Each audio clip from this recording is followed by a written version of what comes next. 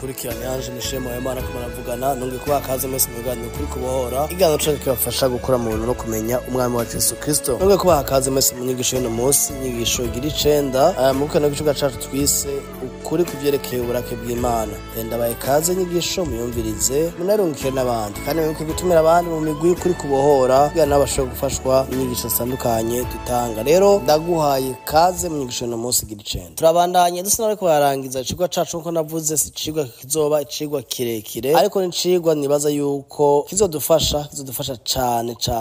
kugira ngo dutahure rero aho tugeze uyu munsi turabandanya tubavyerekeye uburake bw'Imana twarabonye imisino rya kera uburake bwari ku bantu bakora ivyaha batubaha amategeko batumvira imico y'Imana batumvira ubugome bwayo bashaka kubaho ko bishakiye turamusino Rishasha uburake bw'Imana buri ku bantu banse kwizera umwami wacu Yesu Kristo n'abakora ivyaha kandi bakavyirata bakavyishimira twabasomye mu Roma igice ca mbere ku 18 kumanuka rero twarabonye ko uburake bw'Imana abizeye umwami wacu Yesu Kristo babavuyeko ariko batamwizera umwami Yesu babugumamo ko baba bahisemo kwizera Satani aya majambo n'amajambo agoye kuvuga ariko niko kure iyo umuntu yizera Kristo yizera data iyo atizera Kristo yavyansi vya Kristo abahisemo kwizera Satani ko bitubwira ngo hari itandukaniro ry'abana b'Imana n'abana bamugwanizi nuko abakora ibyo kugororoka abandi bakora ibyo kugabitanya rero Satani ni se wabatizera Imana ni se wabizera umwami wacu Yesu Kristo rero namandiko ndabivuga ni nukuraba wawe ninde Imana ishimwe ko turi muri Kristo abo kandi Imana ishimwe ko nawe utaramwizera igukunda kandi kwipfuza kuza mu rugo kwa papa wawe usubiraho watezwa kuba rero uno munsi gansome mu Roma 12:19 Roma 12:19 aravuga ngo abo nkunda nimwihorane ariko muhe uburyo ishavu ry'Imana canke uburake bw'Imana kuko handitswe ngo uguhora nuko andi ni jewe nzowasubiriza mu nkoko niko oraho avuze 18 aba yavuze ngo namba bishoboka mu ruhande rwanyu mwuzure n'abantu bose 20 ngo ariko umwansi wawe niyasonza umugaburire niyagira inyota umuhe ico kunywa ko niwagira utyo uzoba umurunze ko amakara yaka ku mutwe ikibi nikikuneshe yamara ikibukeneshe iciza ako ku 19 yavuze ngo abo nkunda ntimwihorane ariko muhe uburyo uburake bw'Imana muri make umuntu ukoreye ikibi wowe ntumwihore hano ko bavuga uburake Imana igirira umuntu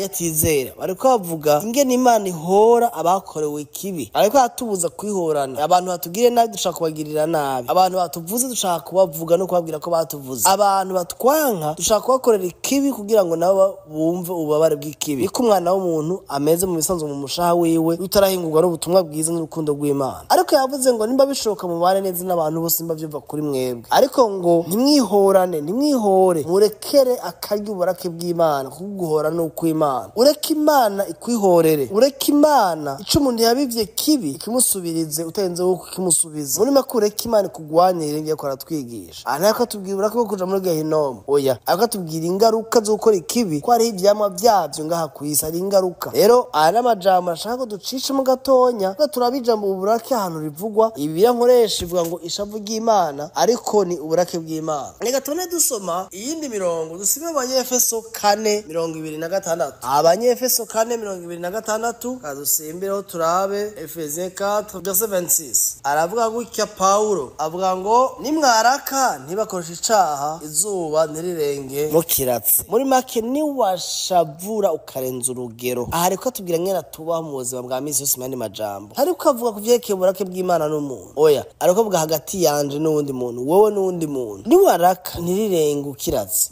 nubwo muri make uburake twarabivuze ni kora iri accentuwe ni ishavu rirengeje urugero bamwe ashabahinduka ubukoko byo bita mu kirundi kugira umujinya kugira inzigo kugira ishavu kamene ibintu ukamvashira ishavu aho umuntu mugira n'umugambo kumwica uko mukorera ikibi kumusubiriza mu nkoko ikintu kibi yagukoreye ukavuta irenzo kiguza na 5 na 10 iryo ni ubwo burake ni washavura ngo ntibyirirwe umeze gutyo izuba ntirirenge mukiratse muri make kwa twigisha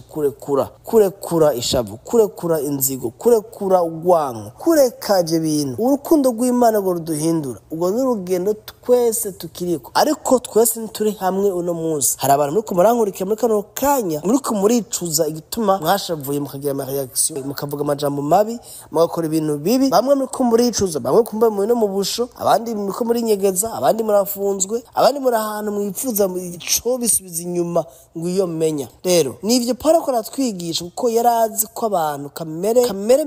la chair mu gifaransa canke de flesh mu congereza iba mu mushaha wacu turahingurwa n'ubuntu bw'Imana n'urukundo rw'Imana, umuntu agira amashavu kandi bivana nyine turemwe ico bita amatamperama, indemanwa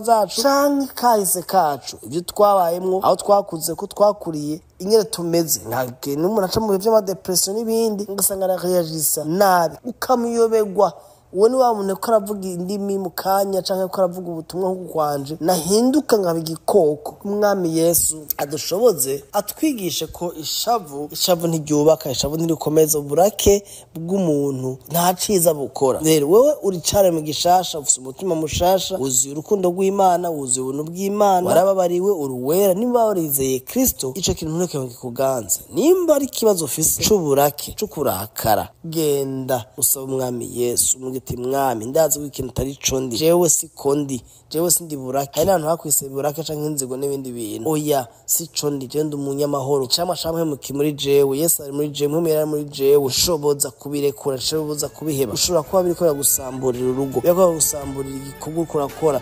bigusamburira business yawe, bigusa ata abantu mumarana igihe n'ubucuti mumarana igihe bagashaka guhunga. Genda ubwire Yesu utanu ndahagwaye kuko uburake ntibufashe ikintu na kimwe, uburake burasambura ibintu byinshi. Rero umwami Yesu atugendere atwigisha dushoboze tumenye ko uburake hari kimwe bushikana ko ciza, kandi uburake ntibuze no kuguruka kw'Imana. Nuko umwami Yesu aganirize, abigishe, abakomeze, abihishurire. Amen.